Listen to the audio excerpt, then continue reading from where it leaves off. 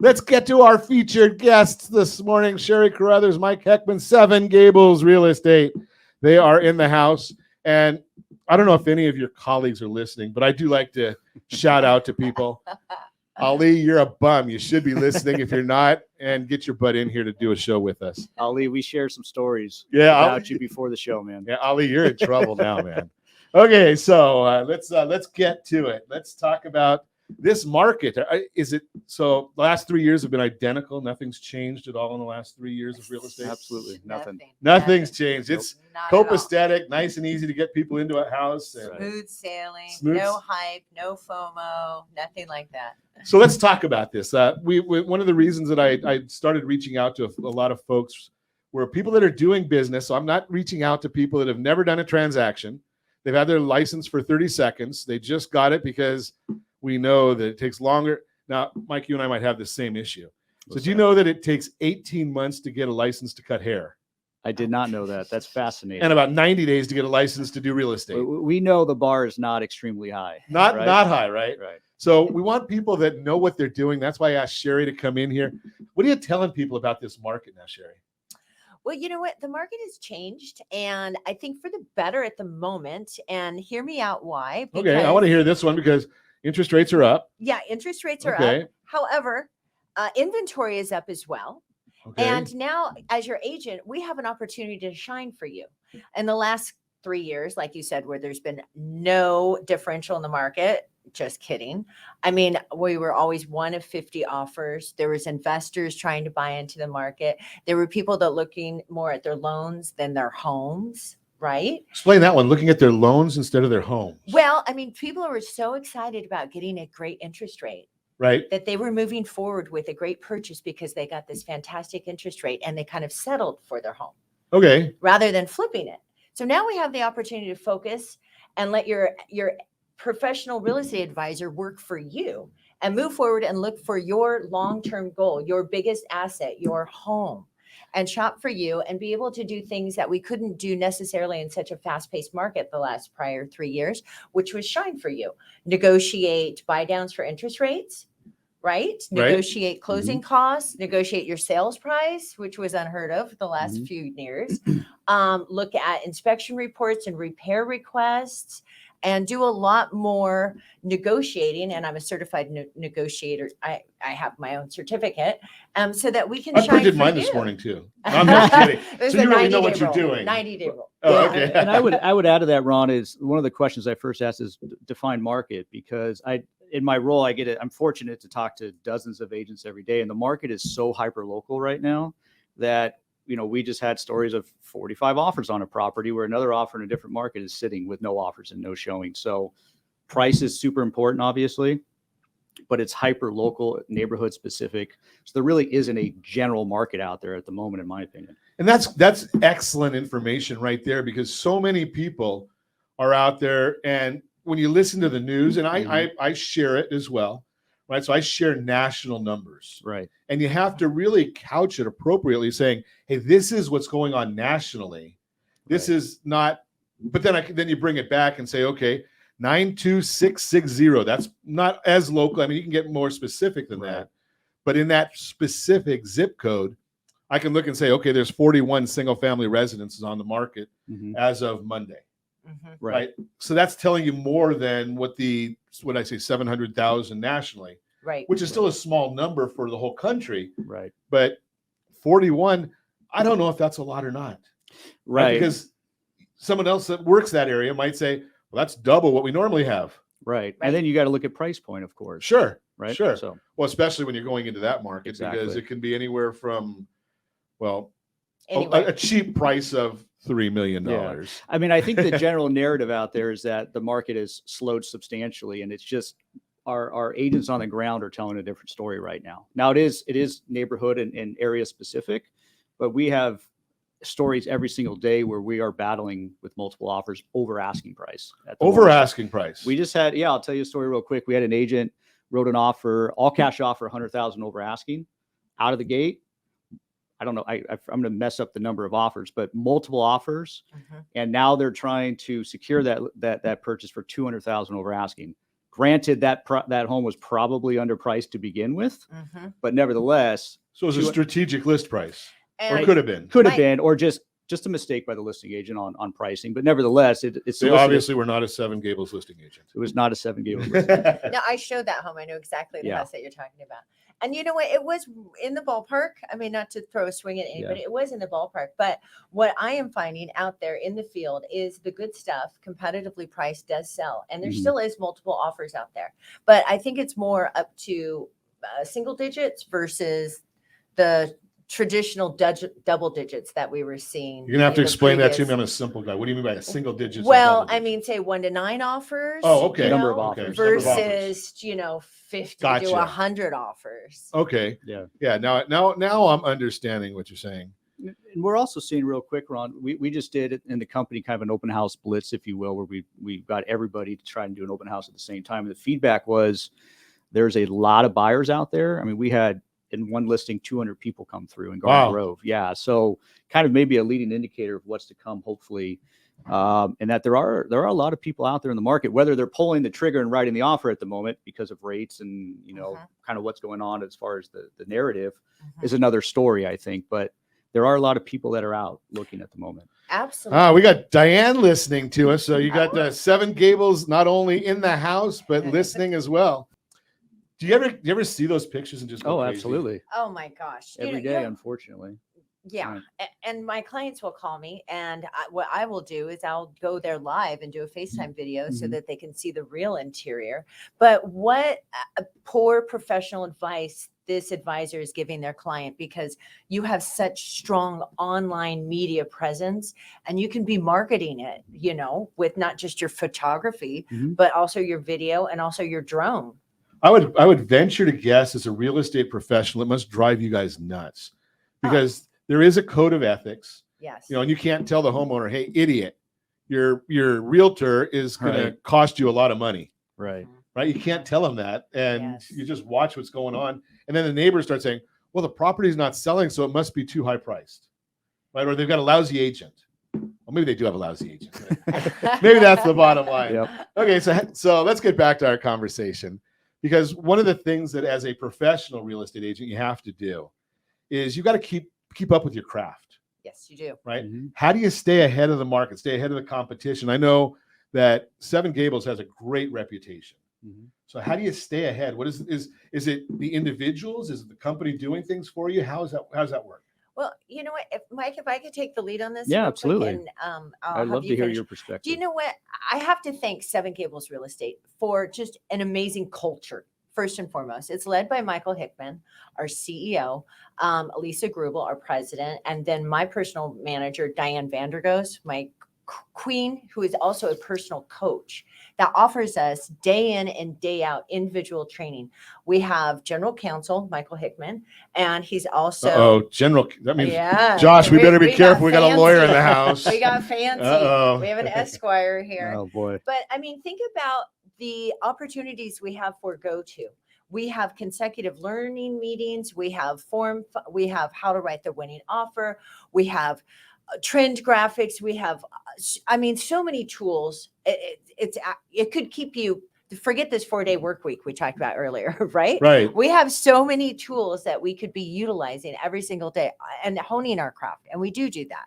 And so we do have that support. So I kind of call it, there's an executive branch and then there's a legislative branch. That's what I call it. So I just named the executive branch. Okay. Not to get political here, but then there's also the legislative branch. That's what I call it. And that's my working team, my powerful team, because I could not. Do they have it better than a 16% approval rating? Just throwing that out yeah, there, they Sheri. do. But you know what? We have collaborations with other sources such as our escrow department, and I work closely with title, and I have a transaction coordinator, and it's about running a tight knit team. So wait a second. When you start talking about all those different things, Yes. it almost sounds like a business. Wow. Right? Crazy. Because I kind of chuckle. I know of one real estate agent that I'm friends with, and he doesn't use a transaction coordinator, and is very, very, very successful. But other than that, I look at it and say, something, if I had to go and do the things that my processor does and my loan officers do, right, I'd go nuts. Right. right? You're a real estate professional. Are you a paper pusher? You got hired. You got a transaction coordinator that's going to do that stuff. That's probably excels at it. 100%. I mean, that we to the extent we can't really make things mandatory, of course, but 99% of our agents use a That's TC. the lawyer talking. It's the lawyer talking. That's my little disclaimer. Okay. 99% of our agents use a TC for that reason. We don't want Transaction coordinator. Transaction coordinator. Yeah, we don't want them sitting in zip forms or SkySlope for hours trying to find a form or draft a form, and that's not the highest and best activity for them, right? So that's something that Sheri utilizes, and we have great TCs that support our agents in addition to everything Sheri does. And shout out to my TC, Michelle Flora, who has 15 years experience. She is phenomenal, and otherwise, Does she like what she does? She loves what she does. Do you like doing that kind of stuff? I love giving Michelle open escrows. See, for the most of us, though, we'll just come out and say, no, I don't like doing the paperwork. Right. No. Right. And I don't excel at doing the paperwork. I'm not a detail person. Now, give me a radio and I'll talk about it all day long. And I've got folks that'll come on with me and share, and we can educate people. Mm-hmm. Right. That's what we do well. Right. And let somebody else do what they do well. 100%. Divide and conquer. Yeah. And it's really not it's letting everybody to do their highest and best use of their time. And, that's what people enjoy. So why not get that great guidance? Because, I'm just going to guess, she better not, but Sheri's not going to be answering her phone for the next half hour, right? Because she's on radio. But somebody on your team probably is. Yeah. Oh, right? absolutely. So somebody absolutely. It's all about the communication. So we're going to continue that conversation when we come back. Get your divorce, your mortgage workbook, mydymworkbook.com, mydymworkbook.com. Continuing our conversation, we are chatting with Mike Hickman and Sheri Carruthers, Seven Gables Real Estate. We gone over a lot of stuff this morning. It's kind of funny, Sheri. I'm gonna harass you just for a minute. Oh. So when I started doing radio in 2010, my first radio show, I brought in a stack of papers. It was about 5 inches thick, and I had it in my hand, and I looked at nothing because my hand was shaking so much. And when you and I spoke, I said, just give me 5 or 6 or 7 questions, and if we get to all of them, we had a bad show. So far, we are at 2. Just throwing that on there. I figured, Ali, you don't speak English. Hey, don't get mad at me. I know I'm going to get hate mail. Ali said it. I'm just putting what he wrote. It's right there on the screen so you can see it. No, Ali, it would be no hablo inglés, not no habla inglés. So he doesn't even speak Spanish, and he's writing it that way. Okay, so Sheri, you told me something about Cal Exit, and I know there's about 500,000 people leaving California. Is that what you're talking about? Yeah, that's exactly what I'm talking about. What's Cal Exit? Cal Exit is an initiative or a committee, rather, that was founded in 2015, and it really kind of talks about where your money walks politically. Oh, so politically. Yeah. Okay. So, and Cal Exit refers to really California creating an initiative where they actually separate themselves from the United States of America. And this may be led by tax migration. Interesting. Okay. Very interesting. But if I want to, and I want to steal one of your terms, do something hyper local, if I could just kind of bring that political view inward to our local markets, our LA County and Orange County market, and how your money walks. That's exactly the howmoneywalks.com website that we use. For this, that's what I'm on right now. Is howmoneywalks.com. It's phenomenal. It's a phenomenal resource. And what it does is it talks about where your dollars go. So people in LA County, the number one place that we're generating our dollars into the state is from New York. But where the number one place the money from LA County is going is to Orange County. Now, I never looked at that one like that. I've looked at it nationally, but I've got it on my screen. So $2.12 billion is coming from New York County. Go back, please. Yes. And from Los Angeles, they're going $10.52 billion goes from Los Angeles to Orange County. Right? Correct. Now, if you want don't bring your politics, please. Well, I was just going to mention LA County is a vastly Democratic county. Orange County is vastly Republican too. So could we correlate? Yeah, I used to be. Could we correlate that we're using our politics to move our money maybe countywide? And, if you're talking the populace as well, LA County being the number one most populous county with over 10 point some million. Number 2 is being San Diego County. Number 3 is being Orange County. And number 4 being Riverside.